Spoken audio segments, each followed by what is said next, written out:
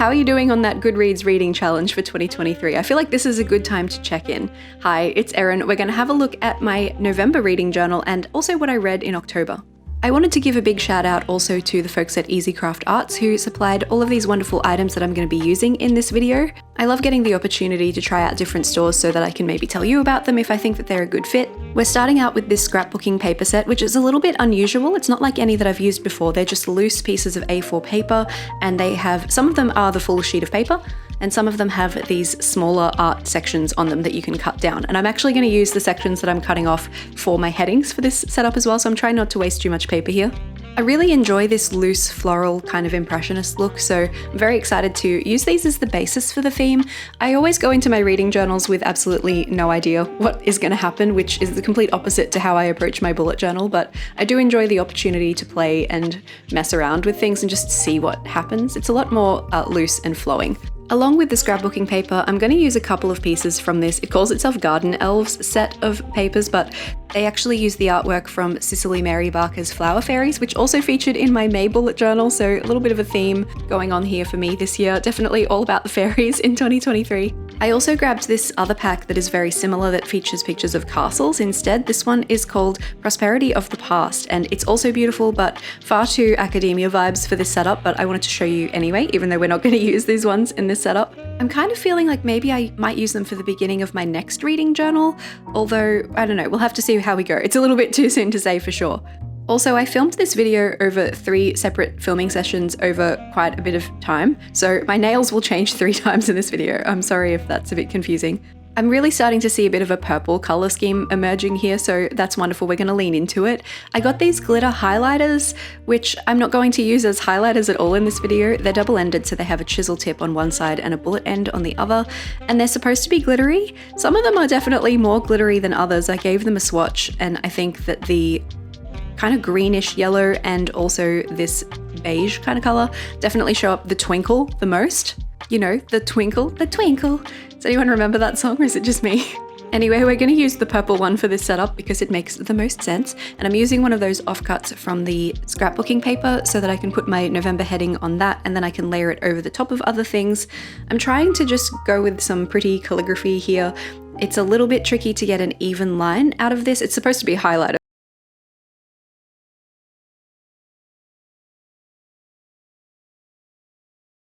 I always find them a little bit underwhelming, but if you do build it up a little bit, I think you need to give it a good shake before you get started as well. That'll get you a little bit more sparkle into the flow of the pen. If you're someone who likes to annotate books as you read, these might be a really good choice for you because you will obviously be able to add a tiny bit of sparkle to the page when you're highlighting a thing, but I am not a book annotator. I am simply a generally, honestly, digital reader, so I can just highlight on my Kindle and it's all good. Now, typically when I haven't been doing these reading journal setup videos for very long, but usually I'll do like, here's what we did last month, and then we'll set up the next month together. But I'm doing it the other way around this time just because that is the order in which I filmed them, so it makes more sense to me, and the chronological nail situation. So if you're more interested in what I read in October than you are in what I'm doing to set up for November, you can use the scrolly bar down below to skip to the part of the video that you'd like to see. Also, I have put links in the description to everything that I'm using in case you'd like to get your hands on anything for yourself.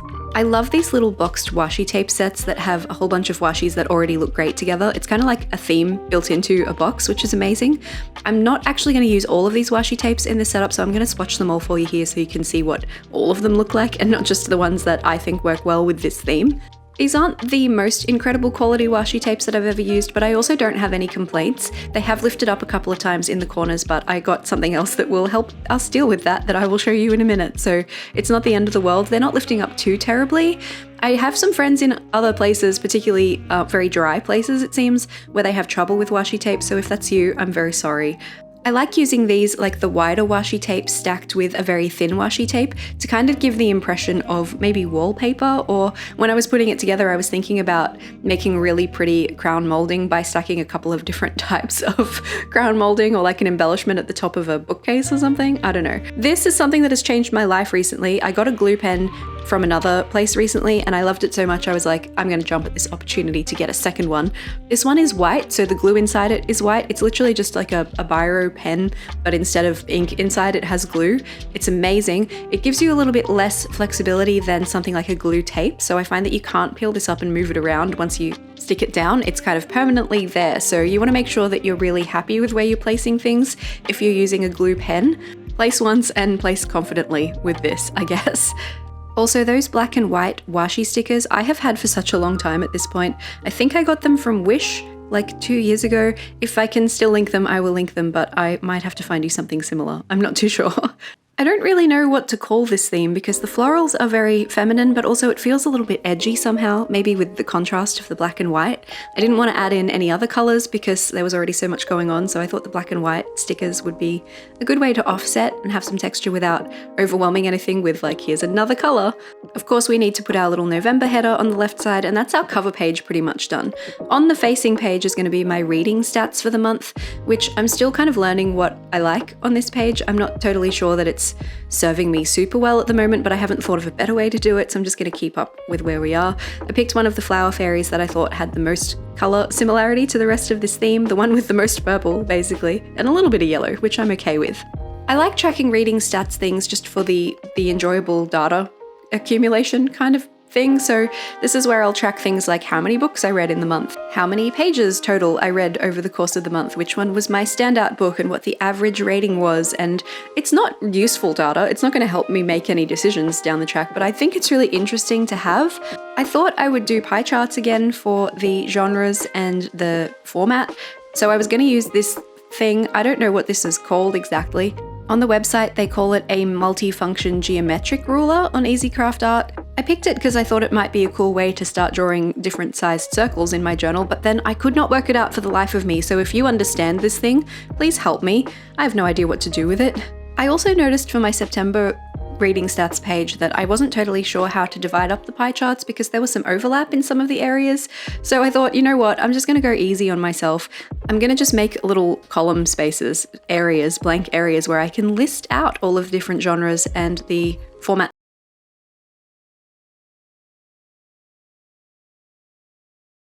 to track all of my reading stuff. Storygraph is much newer, but I think it has more comprehensive and interesting stats recording things, but also Goodreads is where the community is, you know, so I'm going to continue using both. And I'll pop links to those in the description too, in case you want to be my friend. So that's our reading stats and cover spread done. Let's turn the page, and this time we're going to do my maybe next, which is what I call my TBR because I don't like the term TBR, it feels like too much pressure, and I may not want to read the books that I choose. It might hit November and I'll be like, I don't want to read any of those, in which case it's fine, I just won't. So that left page will be the maybe next, which is where I'll put the things that I think I might want to read in November, and on the right page will be my November reads, so like things that I actually read that aren't on that left maybe next page. You'll see that in practice when I go back to my current October pages, because obviously we are still part of the way through October at the time that I'm posting this video, so I haven't finished reading all that I'm going to read in October just yet. I like to keep this spread pretty minimal because once it's got all of the book covers on there, it gets a little bit hectic, especially when they're all different colors and things. Like it's a wild page. So I like to keep the initial decoration pretty minimal, just so you're like, yes, that is a clear theme, very good. I'm using all lowercase letter stamps this time, just because I had actually lost the capital M off my capital letter stamps. I tried to put a rubber band around them, which was someone's suggestion on another video, and when I took the rubber band off, which is intended so you can close the box more easily around the stamps because they slide around a little bit, and it does work really well for that purpose. So if you keep your stamps facing with the squishy stamp side in the box and not pointing up like I do, that would work really well. But because I keep them pointing up, when I took the rubber band off, it also took off some of those squishy stamp bits and they flew all over my office, and I couldn't find the M, but I have it now, so it's okay. Imagine lots of book covers in those empty spaces, and we'll turn the page. This spread is going to be for my book club, which is called The Literary Ladies. Some friends and I read books together approximately once a month, and then we get together and have dinner and talk about it, and it is so much fun. Our October book is A Dowry of Blood by S.T. Gibson, and I actually haven't read it yet, and book club meeting is next week, so guess what I'm doing between now and then? I am definitely reading the book club book. And at that meeting we'll find out what the next book is for November, so I'm just setting this up as a placeholder for now. I'm going to leave a space where I'll put the book cover. This will just be where I put my review spread for the book once I have read it. So if you want to see that once it's all done, you can come back and check out next month's video when I do my December reading journal setup and what I read in November. I also post quite a bit about my reading journal and reading generally on my Instagram, so if you aren't following me over there, please feel free to do so if you'd like to see more of that kind of thing. Now, I know this page may not necessarily end up matching the book that ends up being written about on this page. That doesn't bother me in the least. Some of my other spreads I will make match the book, and there are ways that you can bring in elements of the book, so if we choose something a bit spooky or whatever, it may not necessarily work with this, but I don't mind. I just like having a place to celebrate the literary ladies, and it makes me really excited for book club, so I like having it. I also like tracking who in the book club chose the book that we read for each month, because everyone has very different tastes, so it's always really interesting when we come together because we usually have very differing opinions on every book, and I love that. I love it so much. It really helps you to see a book in a new light when you hear someone else's perspective on it and it's completely different to yours.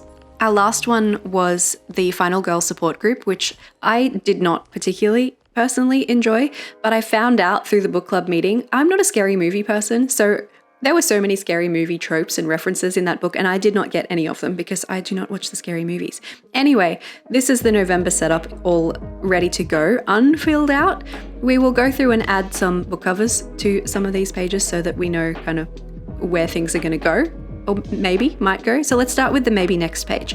I always use my HP Sprocket to print my book covers. It's just easy and straightforward, and I like doing it that way. Even though it is kind of thick sticker paper, it's fine. My book is already chunky. It's not going to make it any worse, really.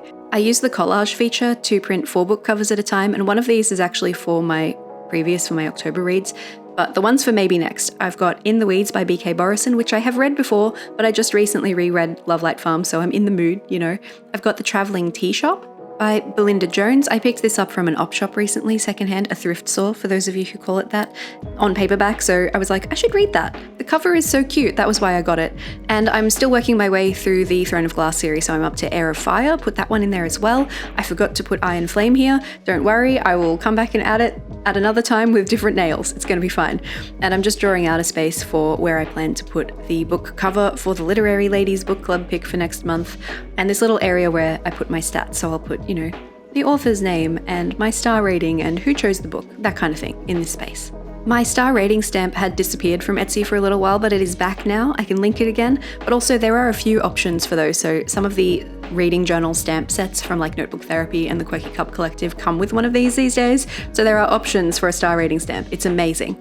Here's a little flip through with green nails before the green nails disappear, and I have lost the thumbnail in the process here, so this is why they had to change. They were getting too long for me. We're going to come back and add some more to this, and we're also going to set up some spreads for the books that I've been reading in October. Here's a little preview of some of those on this card here.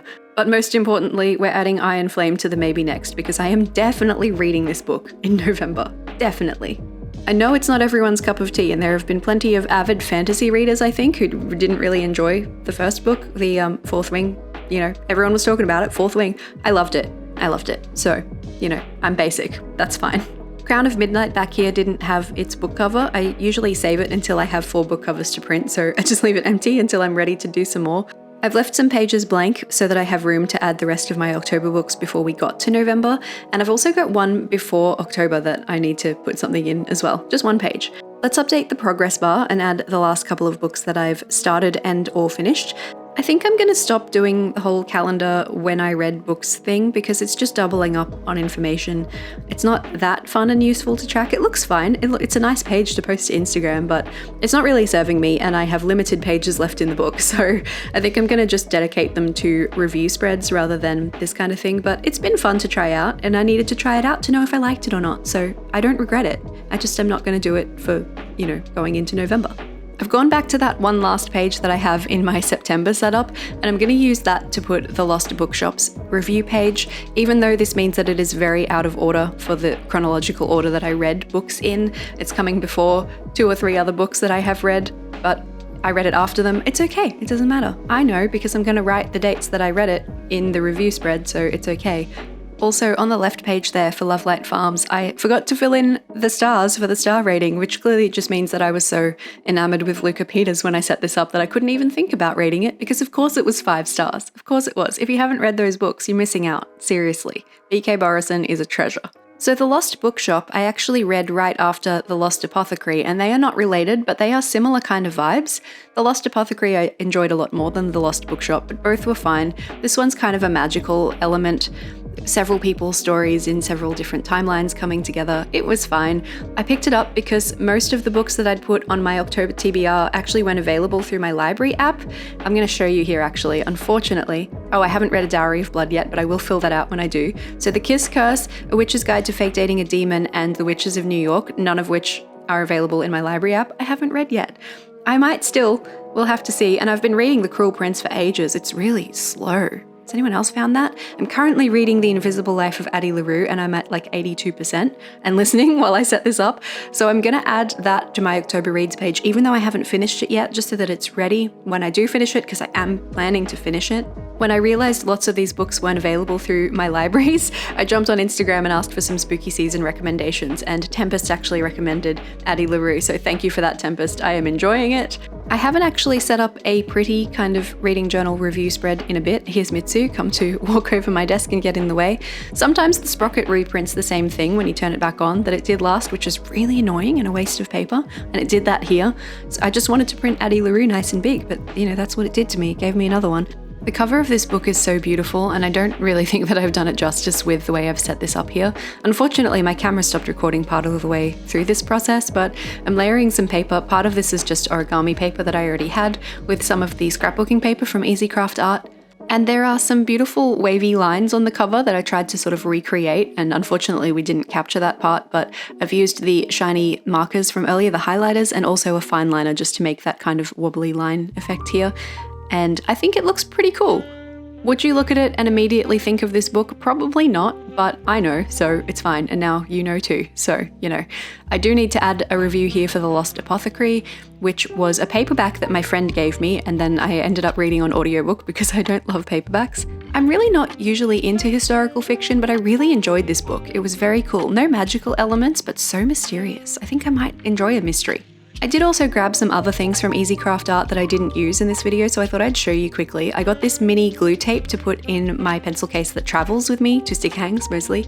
This beautiful ruler, which I have used in a couple of videos lately. I grabbed this washi tape that is kind of wide and it's got this holographic reflection on it. It's sort of along the lines of a map, but it's also not typically kind of vintagey colors, so I like that it gives you sort of a blue and shiny element. It feels very fantasy to me. Like, look at that reflection. It's adventures, but it's also adventures in another realm. Do you get me? Do you feel it? I grabbed this second washi tape as well. I must have just been feeling the aquatic vibes, maybe because it's spring here, I don't know. But this one has lovely little sea creatures, also in a holographic kind of a vibe. This one is more of a true blue rather than a greeny blue. And look at that gorgeous, delicate reflection. So lovely. All right, let's flip through everything that we've done. So technically this is in September. We don't have to acknowledge that, it's fine. Then we get into the October spread. If you want to see me fill out these reading stats, keep an eye on my Instagram stories. The progress bar, I need to actually continue 2 towers over because Chris and I haven't listened to any more of it yet. A Dowry of Blood I will fill out within the next week, I promise. Here's where I'm at currently with October reading. I've read a lot less than in September. I've been very busy. A couple of not arty spreads. This one ready to go for when I finish Addie LaRue. And then we have 2 empty spreads before we get into the November pages. There's something about this setup that feels a little bit spooky and mysterious, and I don't know why that is. If you can put your finger on it, please let me know. Once again, big thanks to the folks at EasyCraftArt for sending me the lovely things that I've used in this video, and some of them not used as well. I have a whole playlist for my reading journal, so if you'd like to see that, you can see it on the right at the bottom here, or you can see last month's reading journal video at the top. I'll catch you in another video really soon. Bye!